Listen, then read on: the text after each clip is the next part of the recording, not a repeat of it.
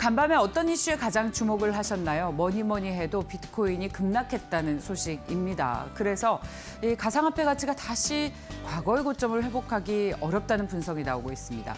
중국 정부를 중심으로 한 각국 정부의 가상화폐 옥죄기가 본격화된 것입니다.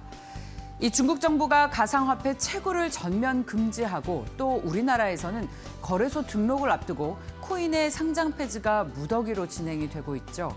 앞으로 이 가상화폐 시장에는 호재 없이 악재만 남았다는 평가가 있는데 이 투자자들 사이에선 가상화폐 투기 광풍 끝에 폭락했던 2018년에 이어서 가상화폐 시즌2의 종료다라는 말이 나올 정도입니다. 최근에 가상화폐 가격을 끌어내린 건 지난 20일 중국에서 나온 규제 때문이죠. 자국 내 비트코인 채굴업체의 90% 이상을 폐쇄했다는 보도가 나온 뒤입니다. 보도에 따르면 중국 스촨성은 관내 비트코인 채굴업체 26곳에 전력 공급을 아예 끊어버렸죠. 그리고 폐쇄 명령을 내렸습니다. 이뿐만이 아닙니다. 중국 인민은행이 은행과 지급 결제 기관을 총동원해서 자국민의 가상화폐 거래 행위를 색출하겠다고 나선 것도 가상화폐 시장의 직격탄이 됐습니다. 우리나라도 마찬가지죠. 투기성과 변동성이 높다면서 경고의 메시지와 함께 각종 규제를 적극 도입하고 있는데 미국도 $10,000 넘는 가상화폐 거래에 대해서는 국세청 신고를 의무화할 방침이고 영국 영랑은행 총재는 가상화폐의 내재 가치가 없다라면서 투자자들에게 경고를 한 바 있습니다. 비트코인이 $30,000의 지지선이 붕괴됐기 때문에 앞으로 $20,000까지도 폭락할 가능성이 있다고 전문가들이 전망한 내용을 간밤에는 CNBC가 전하기도 했습니다. 최근에 철강주들이 고점에서 좀 조정을 받고 있는데요. 잘 나가던 철강업체에 악재 하나가 덮쳤기 때문입니다. 한국 철강 산업의 유럽향 수출 규제가 연장이 됐는데 EU 이사회가 철강 수입 물량을 제한하는 세이프가드 조치의 3년 연장을 결정했습니다. 여기에 우리나라 철강업계는 이번 연장으로 인한 영향은 크지 않다면서 고부가 철강제 생산으로 피해를 최소화할 수 있다는 반응이지만 도대체 어떤 뉴스인지 보다 자세하게 좀 보겠습니다. 시기는 다음 달 1일입니다. EU의 철강 세이프가드가 연장 시행됐는데 애초에 세이프가드는 지난 2018년 7월에 시작돼서 이제 딱 3년입니다. 오는 30일 만료가 예정이었기 때문에 3년 잘 버텼지만 3년 더 시행하게 된 겁니다.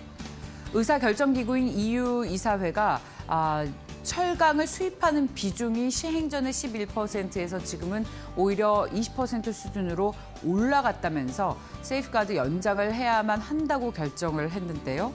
그런데 우리나라 철강업계는 유럽 수출 규제로 인한 타격은 크지 않다라고 반응을 하고 있습니다. 이유는 어차피 유럽으로 수출하는 비중이 전체 수출 비중에 다른 지역 대비해서 크지 않다는 겁니다.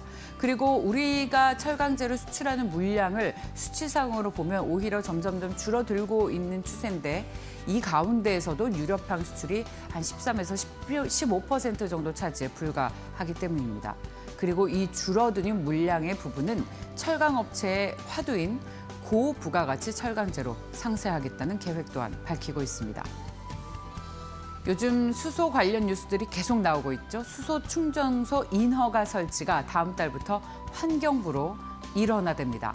사업자가 관련 인허가를 일괄 원스톱 서비스 창구인 환경부로 신청할 수 있게 되면서 수소 충전소 구축이 가속화될 것 같습니다. 이 환경부는 대기환경보전법 시행령 개정안이 어제 국무회의에서 의결됐다고 밝혔는데요. 이 시행령에 따라서 다음 달 14일부터 수소 충전소를 설치하려는 사업자는 수소 충전소 설치 계획 관련 서류를 이제 환경부에 제출하면 끝이 납니다. 이 관련 절차가 간편해지는 만큼 수소 충전소 설치도 앞으로 가속화되지 않겠냐는 분석들이 나오고 있습니다. 이런 친환경 관련 소식은 나올 때마다 메모까지 하시면서 유의 깊게 좀 계속 팔로우업 하시는 것이 좋을 것 같습니다. 자, 3년을 맞는 구광모호 LG그룹의 모습은 어떨까요? 저희 이데일리에서 기획 기사가 나와서 전해드립니다. 그동안 LG그룹에서 적자에 허덕이던 스마트폰 사업 부분을 정리하고 OLED와 배터리 그리고 전장 사업 부분에 집중하고 있는데 우선 비핵심 부진 사업 10개를 털어낸 것이 특징이죠. 대표적으로 LG전자의 연료전지 수초리 사업, LG디스플레이 조명용 OLED 사업, LGU 플러스의 전자결제 사업, LG화학의 편광판 사업 등입니다. 특히 올해 4월에는 LG전자의 휴대폰 사업 철수를 발표하면서 정말 세간의 큰 주목을 받았죠. 그렇다면 신사업은 뭘로 확대를 했을까요? 지난해 2월 LG전자와 LG화학 등이 가지고 있는 중국 베이징의 트윈타워 지분 100%를 1조 3천억 원에 매각해서 자금을 확보했고요. LG CNS 지분 35%를 매각하면서 역시 투자로 이어졌습니다. 이 구대표 취임 이후에 3년간 LG는 인수합병, 합작법인 설립, 신규 공장 설립 등 방법을 가리지 않고 공격적인 투자를 단행했습니다. 이 가운데서 눈에 띄는 것은 OLED, 배터리, 전장 등 3개 사업을 중심으로 집중 투자가 이루어진 것입니다. 관련 기사는 이데일리에서 확인하십시오. 최근에 주식시장에서 LG 그룹주들의 주가가 함께 움직이는 이유에 대해서 보다 자세하게 파악하실 수 있을 겁니다.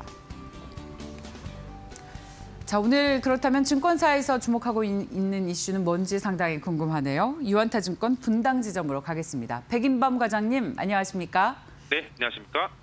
오늘은 어떤 이슈 보고 계십니까? 네, 일단 지난 거래일 리뷰와 더불어서 오늘 증시 좀 봐시면 좋을 것 같은데요. 일단 뭐 지난 거래일 좀 경기 민감주의 반등 이슈 속에서 좀 바라봐야 할 업종 좀 관심 있게 좀 지켜보시면 좋을 것 같습니다. 일단 그제와 어제 미국 증시의 특징 먼저 좀 인지를 해보시면 좋을 것 같은데요. 뭐 그제 같은 경우 미증시, 뭐 전 지수 모두 상승했던 가운데 뭐 경기 민감주라든가 산업재 섹터 등의 반등세가 눈에 띄었던 모습이었고 그러한 흐름 전일 우리 증시에도 영향을 주었던 모습이었습니다.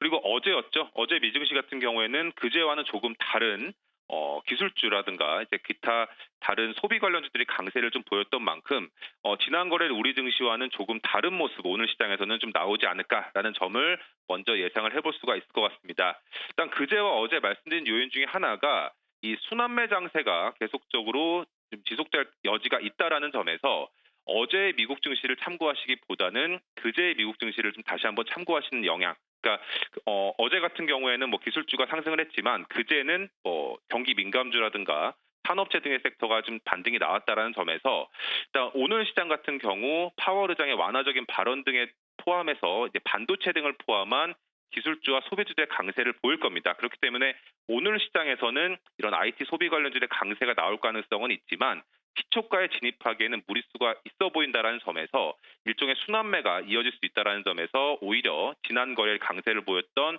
이런 경기 민감주들의 그 내에서 종목을 다시 한번 매수 관점으로 바라보신 것이 좀 좋지 않을까라고 생각을 하고 있고요. 그렇다면 어떤 업종을 바라봐야 될까라고 가정을 했을 때 우선 철강 업종은 좀 강하게 말씀드리긴 그렇지만 단기적으로는 제외하시는 게 좋지 않을까.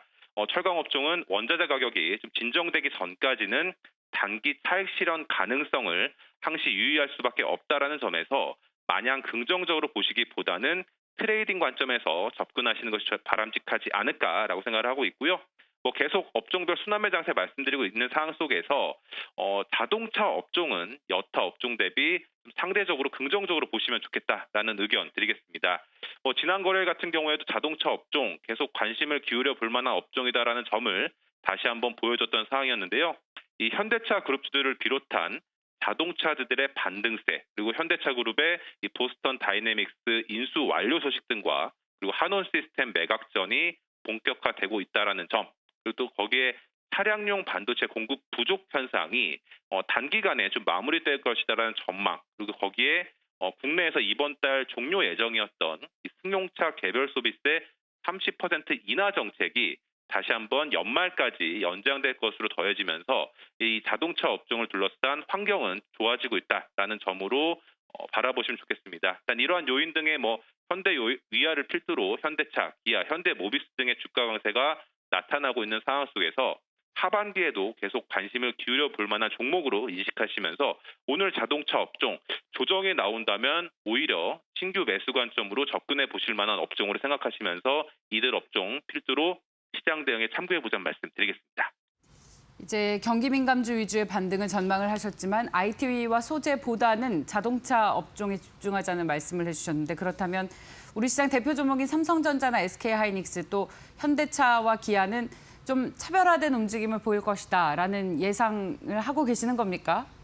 네, 그렇죠. 뭐 삼성전자, SK하이닉스와 현대차와 현대모비스 등을 좀 비교를 해봤을 때 IT 대표주죠. 뭐 삼성전자, SK하이닉스 당분간은 좀 눌러 있을 가능성이 높은 상황입니다. 하지만 일단 예를 들어 봤을 때 뭐 삼성전자 뭐 8만 원 이하대에서는 좀 트레이딩 관점에서 접근해 볼 만한 요인으로만 접근을 하시면서 업사이드는 좀 제한될 수 있는 흐름이다. 그리고 현대차라든가 상대적으로 자동차 업종 같은 경우에는 상단을 뚫고 가능성이 상대적으로 이런 IT 대형주들 대비해서는 추가적으로 높을 가능성이 있는 상황이기 때문에 그런 차이점 인식하시면서 대응하시면 좋지 않을까 생각하고 있습니다. 투자자분들 고민이 많으시더라고요. 아무래도 두 종목 다 포트에 담고 계신 분들이 많지는 않을 것 같아서 IT가 주도할 것인지 아니면 자동차 업종이 앞으로 시장을 계속해서 견인해 나갈지 좀 고민이 많은 만큼 저도 투자자 입장에서 한번 질문을 드려봤습니다. 자, 과장님 감사합니다. 현대차와 기아를 유의 깊게 지켜볼게요. 고맙습니다. 네, 감사합니다.